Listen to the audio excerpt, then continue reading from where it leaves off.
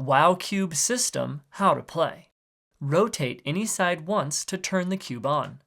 Tilt the cube to move the white selector onto the app or game of your choice. The white selector is like a bubble and will always float to the highest point of the cube. Tap the cube twice on any side to launch the selected app or game. The cube doesn't feel touch. You must tap the cube with a small amount of force for it to register. Once a game is launched, the different sides of the cube can show different modes you can play. The sides can also showcase stats, high scores, and leaderboards, as well as game over information.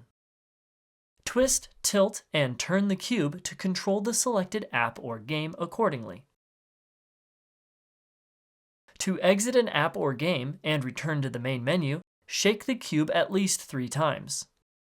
To turn off the cube, select the power icon and double tap.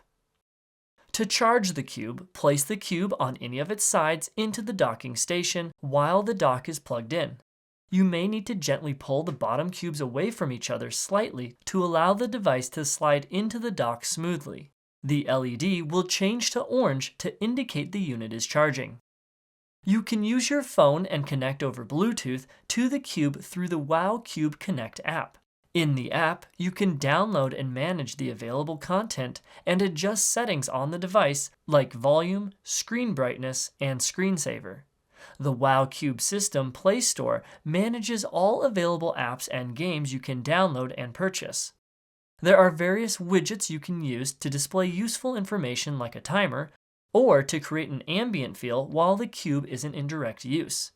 The Open API and SDK will allow for developers to constantly create new widgets, apps, and games for you to try. Check out the link in the description for where you can pre-order one, and be sure to use my promo code SSSGames25 to get an extra $25 off.